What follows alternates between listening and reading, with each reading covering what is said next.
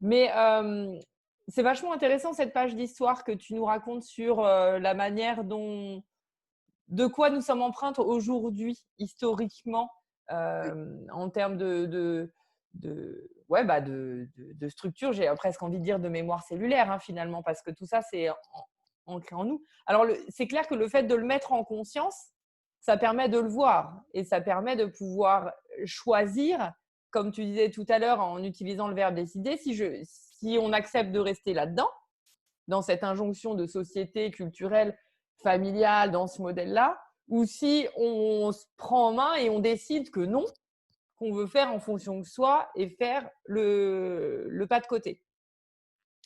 Tu as très bien expliqué aussi le fait que déjà à l'époque, c'est le corps qui a exprimé en premier le désarroi des femmes, l'écart entre la réalité de ce qu'elles vivaient et ce qu'elles profondément elles voudraient vivre. Et la charge mentale dans tout ça, alors, elle est quoi? C'est un résidu de cette pression sociétale. Comment on fait pour se libérer de ce travail hypnotique, marketing que tu oui, oui. démontrais? Alors, là, il y a quelque chose que je trouve compliqué, c'est que mais il faudrait que les jeunes femmes le sachent quand elles démarrent un couple, en fait. Mhm. Alors, comme je suis toujours en train d'interroger les idées que j'ai, là, je me heurte à quelque chose. C'est que j'en ai parlé à un ami, hein, je lui ai dit, mais pourquoi est-ce qu'on ne le dit pas aux plus jeunes? Pourquoi est-ce que les aînés ne le disent pas aux plus jeunes? Et cette amie m'a dit à juste titre, elle m'a dit, mais tu écoutais ta mère, toi? Il y a une disqualification du discours des aînés de la part des jeunes. Je ferai mieux, je suis intelligente, tu étais conne, tu es Mhm. conne. Tu vois? Donc elles ne veulent pas entendre, elles ne veulent pas savoir. Parce que le moment où ça se déroule, hein, c'est que, bon, moi j'ai été jeune, j'ai formé un jeune couple fin des années 70, début des années 80. Donc tu pourrais dire, oh, il y a longtemps, le temps des cavernes, mais pas du tout. On était, on était un jeune couple branché et c'est lui qui m'a dit ça. Il m'a dit, le ménage, c'est trop emmerdant. Je ne te laisserai jamais le faire toute seule. C'est chouette, hein? Mhm. Et donc, je pense que beaucoup de jeunes maintenant qui se mettent en couple le font et établissent une convention. On va fonctionner comme ça. Ils Mhm. établissent des codes. Et puis alors, en l'absence de connaissances empiriques de ce que c'est qu'une famille, parce que je veux bien qu'il y ait des livres, hein, mais les livres, ils vont parler de parentalité, ils vont parler d'enfants, ils ne vont pas parler de famille. Et en fait, on passe d'un système couple à un système famille, souvent en oubliant qu'il y a un couple, parce qu'on n'a pas cette notion de Mhm. système. Donc, il faut nourrir tous les systèmes, en fait. Le système individu, le système couple, le système famille. Ils ont tous besoin d'être nourris. Première chose, mais en plus, c'est un tel séisme, la venue d'un enfant, c'est un tel séisme, tout est vol en éclats qu'on n'a pas de règles. Ah, mais il y a des règles qui flottent dans l'air. L'idéologie. Ouais.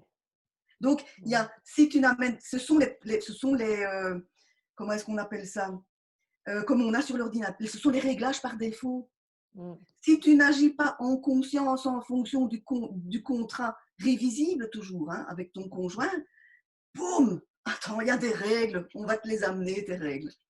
Et donc, la nana, au lieu de conscientiser et se dire, bon, ce bébé, c'est notre bébé. Donc, dès le départ, le papa va jouer un rôle. Par exemple, chez moi, j'ai allaité mes deux enfants longtemps. La nuit, quand le petit bébé criait, c'était lui qui allait chercher le bébé qui me l'amenait. Tu vois? Mhm. Donc, il y a des choses que le jeune couple doit apprendre à établir et surtout la jeune maman ne doit pas se comporter je ne sais pas, Ouais. En à louve former. qui partage pas, quoi. Oui, c'est ça. Mhm. Et c'est le cas. J'ai encore vu récemment une jeune personne que je connais de plus de 30 ans. C'est son troisième petit garçon. Ah, mais c'est mon bébé. Et elle se confortait comme ça entre jeunes mamans. Mais non, parce que après ça, vous reprocherez à votre conjoint de ne pas avoir de lien. Oui, le chat est très actif là. de ne pas avoir de lien très intime avec les enfants, mais permettez-leur de construire l'imprégnation. C'est une question d'imprégnation. Mm. Parce que le problème a tendance à garder le bébé pour elle. Elle va devenir la figure d'attachement du bébé. La figure d'attachement, c'est la personne avec qui l'enfant est le plus souvent, donc ça peut ne pas être sa maman, hein. C'est la personne avec qui l'enfant est le plus souvent et dont il va se sentir aimé inconditionnellement. Mm.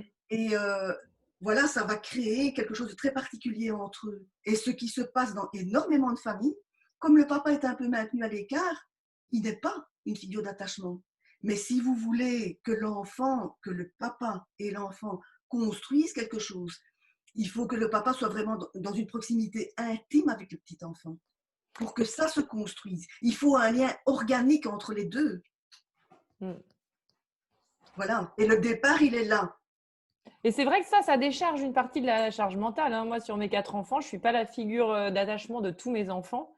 Et je dois avouer que ça fait du bien que mon mari prenne de fait sa part parce que le petit va réagir différemment avec son père et sa mère. Oui. Et c'est vrai que d'avoir laissé la place au père pour que cette figure d'attachement puisse soit être divisée sur Oui. les rôles, parce qu'on voit beaucoup de couples aussi de plus en plus comme ça, avec un père et une mère qui sont entre guillemets interchangeables. Ça Voilà. arrive, ça reste rare, hein, mais ça arrive. Et il n'empêche que ça a un impact direct sur la charge mentale de la femme. Évidemment.